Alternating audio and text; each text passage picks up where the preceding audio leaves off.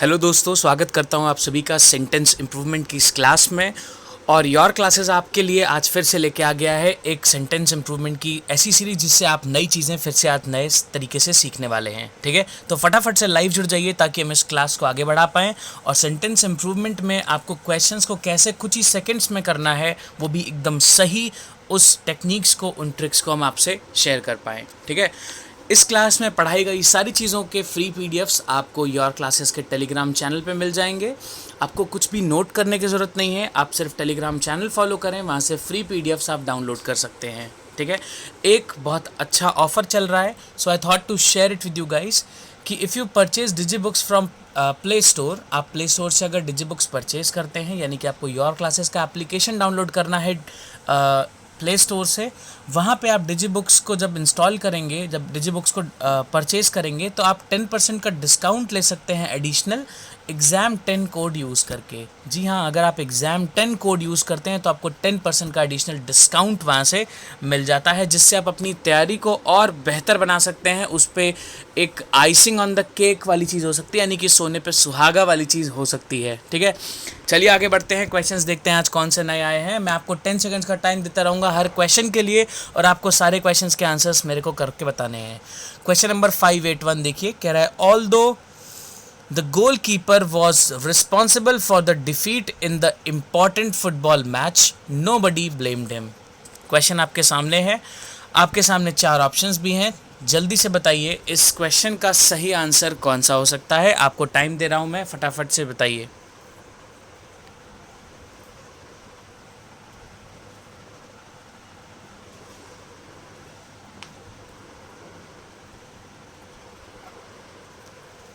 चलिए देखते हैं। देखो यहाँ पे बेटा जो वर्ड यूज़ हुआ है स्टार्टिंग में वो है ऑल दो। ठीक है, ध्यान से देखिएगा, जब भी हम ये वाले वर्ड यूज़ करते हैं, ऑल दो, दो या फिर इवन दो, है ना, ये शब्द तीनों जब भी हम यूज़ करते हैं, हमारा मतलब क्या होता है, हालांकि या फिर खैर। खैर तो एग्जैक्टली फिट नहीं बैठेगा, हालांकि जो वर्ड होता है वो एकदम सही बैठता है। इन तीनों का मतलब जो निकलता है वो हालांकि निकलता है। ठीक है, ध्यान रखेंगे इस बात को। ऑल दो या फिर इवन दो हम जब भी यूज़ करते हैं, उसमें हमेशा 2 बातें होती हैं। एक तो ऑल दो के साथ वाली बात होगी कि ऑल दो goal keeper was responsible for the defeat in the important football match, हालांकि गोल कीपर रिस्पॉन्सिबल था किस चीज़ का बेटा, जो हार मिली थी उनको, जिसमें वो हार गए थे जिस इंपॉर्टेंट मैच में, नो बडी ब्लेम्ड हिम। अब दूसरी बात कहाँ आई है, कॉमा लगा के फिर दूसरी बात कही जाती है। ये हमेशा स्ट्रक्चर फॉलो होता है। ठीक है, एक बात ऑल दो से कही जाएगी, एक बात कॉमा लगा के कही जाएगी। तो जो कॉमा वाली बात होती है, इसमें भी हम बट, स्टिल, येट, नेवरदीलेस ऐसा कोई भी शब्द यूज़ नहीं करते बेटा, क्योंकि ऑल दो ऑलरेडी आ चुका है। ठीक है, तो ये जो सेंटेंस कॉमा के बाद आता है ये भी सिंपल ही रहता है, इसमें कोई भी एडिशनल शब्द हम स्टिल, बट, येट, ऑल दो या फिर नेवरदीलेस या फिर थ्रू ऐसा कुछ भी यूज़ नहीं करते हैं। ये सेंटेंस सिंपल रहता है, ये रूल होता है। ठीक है, तो आंसर इसमें क्या हो जाएगा बेटा, नो इम्प्रूवमेंट हो जाएगा आंसर, यानी कि ये सेंटेंस बिल्कुल सही है। तो 581 का ऑप्शन नंबर 4 जितने लर्नर्स ने बताया है, एकदम सही आंसर दिया है आपने। ठीक है बेटा, चलिए नेक्स्ट क्वेश्चन देखते हैं। The children found the story funny. ठीक है, चलिए टाइम दे रहा हूँ, फटाफट से बताइए।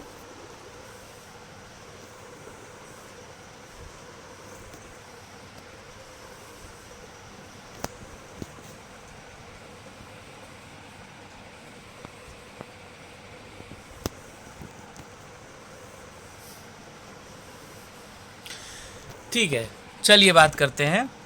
अब देखो यहाँ पे लिखा है the children found the story funny. अभी फनी का जो मतलब होता है वही एग्जैक्टली मतलब होता है बेटा ह्यूमरस का भी। ठीक है, अगर, और दूसरी बात, यहाँ पे हम बैड किसी भी सेंस से बोल नहीं सकते हैं, क्योंकि कोई ऐसा एविडेंस नहीं है कि स्टोरी फ़नी ना हो, है ना।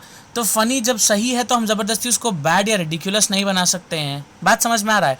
हम अगर कोई चीज़, कोई ऑथर बोल रहा है कि वो पॉजिटिव है, तो हम ज़बरदस्ती उसको नेगेटिव नहीं दिखा सकते हैं जब तक कोई एविडेंस नहीं होता है। यहाँ पे कुछ ऐसा एविडेंस नहीं है, तो इसको फ़नी या फिर ह्यूमरस में से ही कुछ रहने देते हैं। ध्यान से देखिएगा, जब फ़नी और ह्यूमरस का मतलब सेम है तो हम फ़नी को चेंज करके ह्यूमरस क्यों लगाएंगे, कोई सेंस नहीं बनता है इसका। तो 582 का क्या हो जाएगा आंसर, 4th ऑप्शन, यानी कि नो इम्प्रूवमेंट इज़ रिक्वायर्ड। ठीक है, फ़नी का मतलब आपको मालूम है, बहुत सिंपल होता है। फ़नी का मतलब होता है कोई भी ऐसी चीज़ जो आपको खुश कर दे। ठीक है, चलिए नेक्स्ट क्वेश्चन देखते हैं, आंसर ऐसे ही करते रहिएगा। क्वेश्चन नंबर 583 कह रहा है the cattle are fed on barley and grass. ठीक है, एकदम सत्य वचन है ये। इसमें आंसर देखिए कौन सा हो सकता है, क्या इंप्रूवमेंट चाहिए होगा या नहीं चाहिए होगा। कह रहा है the cattle are fed on barley and grass. अब देखो बेटा, यहाँ पे जो शब्द है कैटल, ये आपको पता है प्लूरल होता है। बहुत सारे जब जानवर रहते हैं, बहुत सारे मवेशी रहते हैं, जो जानवर होते हैं, जो चरने वाले जानवर होते हैं, उनको हम एक साथ क्या बोलते हैं बेटा, कैटल बोलते हैं, है ना, उसको हम कैटल बोलते हैं। फिर क्या हो रहा है, ये कह रहा है कैटल के साथ में आर लगा है। आपको पता है जब बहुत सारे होते हैं तो हमेशा हम क्या यूज़ करते हैं बेटा, प्लूरल वर्ब यूज़ करते हैं। बात समझ में आ रही है? तो कैटल के साथ में तो हमेशा आर ही लगेगा, है ना, इस तो लग ही नहीं सकता। दूसरी बात, ये कैटल्स हो ही नहीं सकता है, हमेशा कैटल होता है, क्योंकि एक ही में बहुत सारे होते हैं, कैटल्स कोई शब्द नहीं होता। तो देखो ऑप्शन नंबर 1 गलत हो गया क्योंकि कैटल्स लगा है, 2 गलत हो गया क्योंकि कैटल्स आर लगा है, तीसरा भी गलत है क्योंकि कैटल इज लगा है। कैटल के साथ में क्या लगना चाहिए बेटा, आर लगना चाहिए, क्योंकि ये प्लूरल होते हैं। तो आंसर कौन सा हो जाएगा, इसका ऑप्शन भी हो जाएगा ऑप्शन नंबर 4, यानी कि नो इम्प्रूवमेंट इज रिक्वायर्ड। जिनका भी आंसर 4 है, बिल्कुल सही बताया है आपने, आंसर आपका एकदम सही है, option number 4 is the correct answer. Question number 584 पे चलते हैं। देन विद ऑल हिज लूट, लूट का मतलब बेटा होता है जो लूटते हैं। हिंदी वाला जो लूट होता है ना, जो हिंदी वाला लूट होता है वही मतलब इंग्लिश वाले लूट का भी होता है ना। ये इंग्लिश का ही शब्द, जो इंग्लिश का शब्द लूट बना है, इसमें कहीं ना कहीं रेफरेंस हिंदी वाले लूट का ही है। हिंदी वाला लूट और इंग्लिश वाला लूट का मतलब सेम होता है, लूट का माल या फिर लूटी हुई चीज़। ठीक है, चलिए। देन विद ऑल इज लूट ही सेल्ड इनवर्ड्स स्कॉटलैंड शोर। यार इनवर्ड्स तो कोई मतलब ही नहीं बना रहा है। इनवर्ड्स स्कॉटलैंड शोर यानी कि स्कॉटलैंड का जो किनारा होगा, या फिर स्कॉटलैंड का जो, जैसे मान लो किसी शिप से आ रहा है तो शोर के अंदर थोड़ी घुस जाएगा, वो शोर पे आ जाएगा ना, या फिर शोर की तरफ बढ़ेगा वो। शोर जैसे ये किनारा है, मान लो समुद्र का किनारा है, तो समुद्र के किनारे के अंदर गड्ढा खोद के थोड़ी घुस जाएगा। तो इनवर्ड्स लगाना यहाँ पे गलत हो गया बेटा, इनवर्ड्स हो ही नहीं सकता है। ऑनवर्ड्स का मतलब, अब देखो स्कॉटलैंड की, देखो यहाँ पे सेल्ड यूज़ हुआ है ना, तो यहाँ पे स्कॉटलैंड से अगर अलग हटेगा तो ये तो गड़बड़ हो जाएगा, यहाँ पे ऑनवर्ड्स होएगा ही नहीं।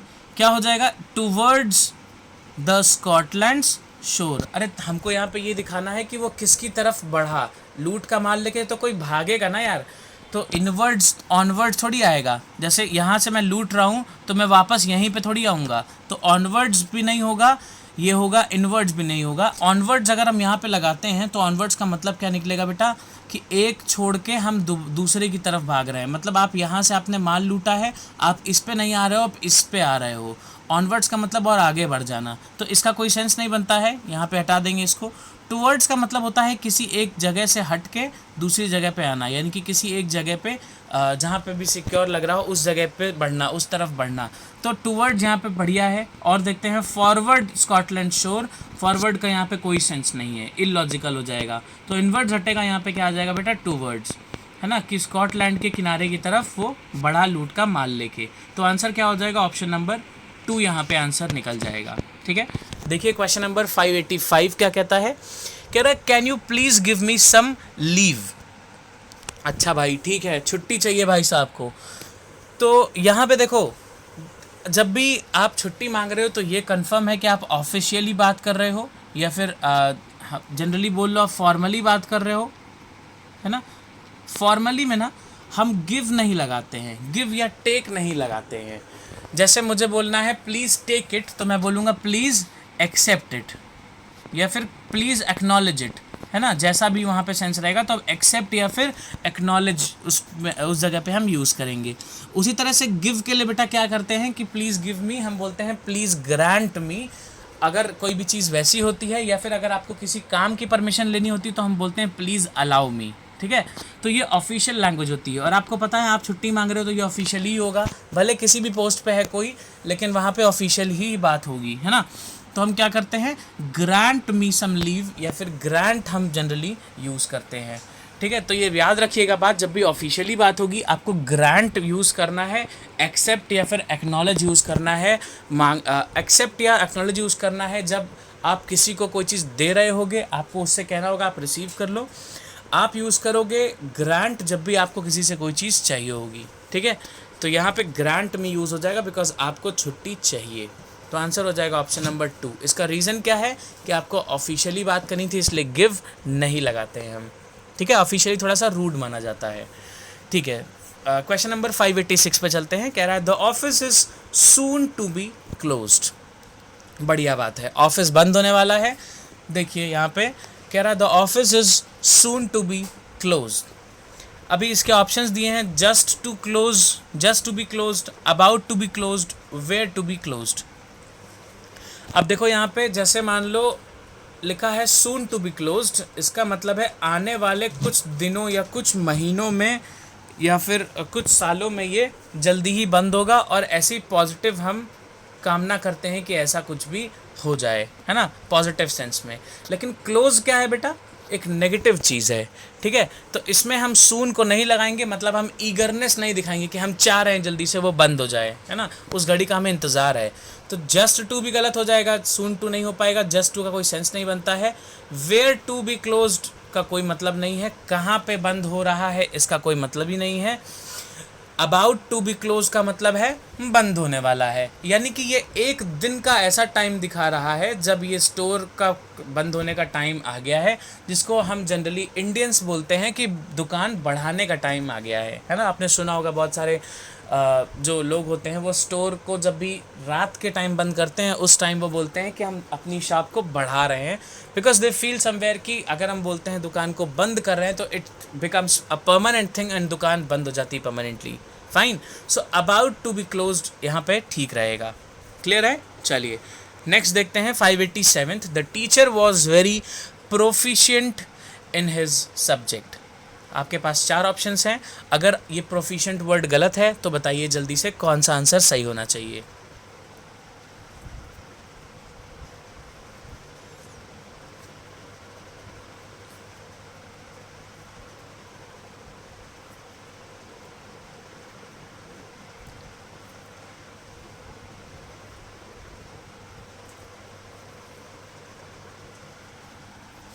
ठीक है, चलिए बात करते हैं इसमें।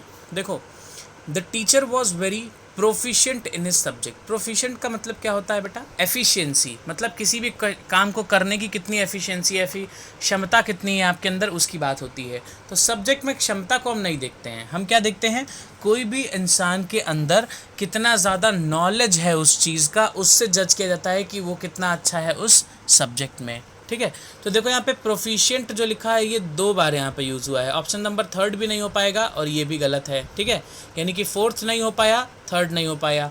एक्सपर्ट, सब्जेक्ट में एक्सपर्ट नहीं होते हैं, सब्जेक्ट का एक्सपर्ट होते हैं, है ना। अगर यहाँ पे ऑफ लिखा होता बेटा तब हम यहाँ पे एक्सपर्ट लगाते, एक्सपर्ट इन द सब्जेक्ट नहीं होता है, याद रखिएगा, एक्सपर्ट इन द सब्जेक्ट नहीं होता है। अगर ये होता expert of his own subject या फिर he is expert of English subject, तब ऐसा हो सकता था। ठीक है, अब देखो यहाँ पे क्या आता है, वेल वर्स्ड। वेल वर्स्ड एकदम सही आंसर है, क्योंकि वेल वर्स्ड का मतलब है किसी भी चीज़ की अच्छी खासी नॉलेज होना या फिर किसी भी चीज़ में बहुत ज़्यादा स्किल्ड होना। ठीक है, तो आंसर क्या हो जाएगा बेटा इस क्वेश्चन का? ऑप्शन नंबर 2 हो जाएगा इसका सही आंसर। ठीक है, वेल वर्स्ड। ठीक है, 588 देखते हैं। He found a wooden chair that has broken in the room. यार, he found a wooden chair that has broken in the room. उसको एक लकड़ी की कुर्सी मिली जिसने तोड़ दिया था कमरे में। क्या चीज़ तोड़ दिया था? कोई लॉजिक नहीं मिल रहा है यार इसका, मतलब इसने बात जो कहना चाहा है वो खुद ही ये सही से कह नहीं पा रहा है ना। अब हम यहाँ पे अगर यूज़ करते हैं he found a wooden chair that has been broken in the room, तो हो सकता है सही हो। That was broken in the room, तो हो सकता है सही हो। इस तरह की कुछ चीज़ें होंगी जिससे पता चलेगा कि कुर्सी वहाँ पे टूटी हुई है, तब हम इस चीज़ को सही कर पाएंगे, है ना। देखते हैं ऑप्शन में कौन सा सही बैठता है। ही found a wooden and broken chair in the room, अच्छा ठीक है। ही found a wooden and broken chair, अगर हम ऑप्शन नंबर 1 चूज़ करते हैं तो कह रहा है ही found a wooden and broken chair in the room, मतलब कुर्सियाँ 2 हैं यहाँ पे मिली हुई। कुछ ऐसी बात हो रही है। चलो देखते हैं और अच्छा। ही found a broken wooden chair, ठीक है, टूटी हुई वुड की कुर्सी मिली उसको रूम में। यही ऑप्शन सबसे अच्छा लग रहा है, ऑप्शन नंबर 2। देखते हैं कुछ और अच्छा है।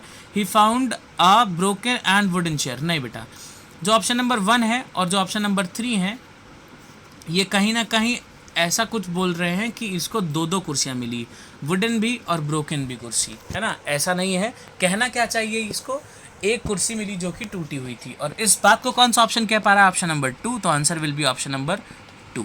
Clear? Those who have correct, those who have given the option 2 as the answer are correct. आपने क्वेश्चन का कॉन्सेप्ट अच्छे से समझा है, एब्सोल्युटली आपका आंसर एकदम सही है। ऐसे ही और भी आंसर्स को करते जाइए। The robbers fled before the police केम, बहुत बढ़िया क्वेश्चन है।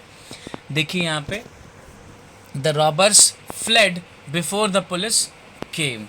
अब देखो, पुलिस केम का मतलब क्या है, पुलिस आ गई, कैसे भी आ गई, मतलब बिना बुलाए आई या फिर वहाँ से जा रही थी, आ गई, ठीक है।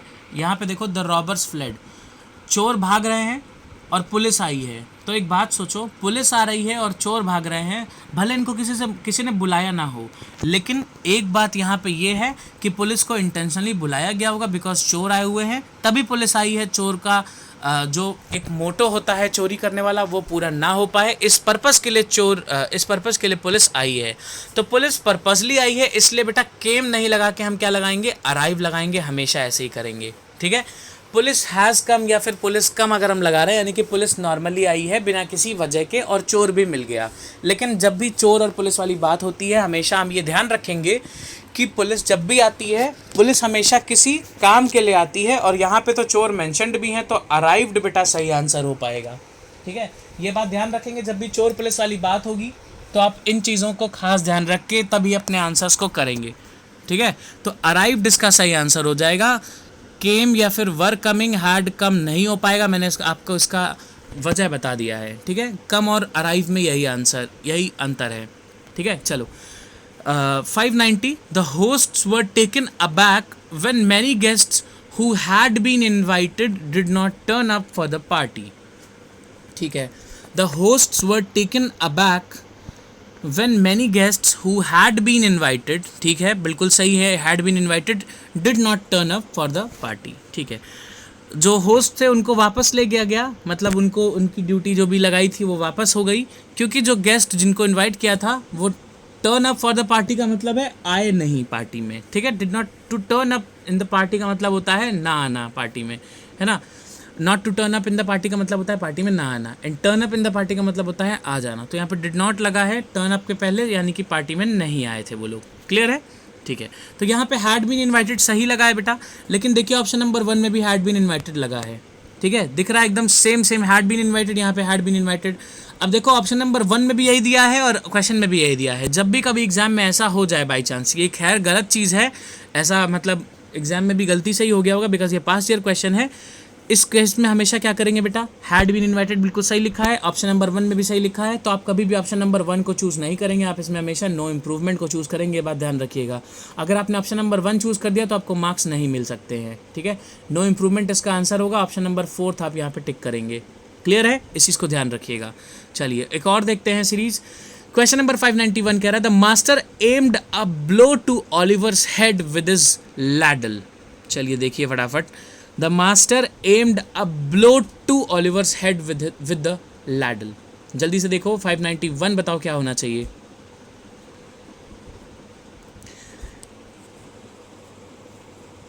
देखो the master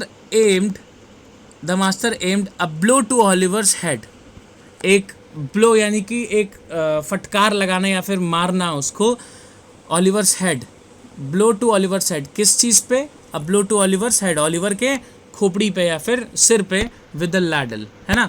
तो यहाँ पे अब ब्लो टू जो लिखा है इसमें कोई मिस्टेक नहीं है, अब ब्लो टू सही है, a throw at, a punch at, a blow at की यहाँ पे ज़रूरत नहीं है, अब blow to something is okay. Clear, चलो अब ब्लो टू समथिंग का मतलब है किसी भी चीज़ पर फटकार या फिर एक झटके से वार करना, ठीक है। अब ब्लो टू समथिंग ये एक इडियोमैटिकली सही चीज़ है, तो अब blow to Oliver's head with the ladle यहाँ पे ऑप्शन हो जाएगा 4th, यानी कि नो इम्प्रूवमेंट। क्वेश्चन 592 देखिए, the athletes who have won prizes are being honoured? बढ़िया सवाल है।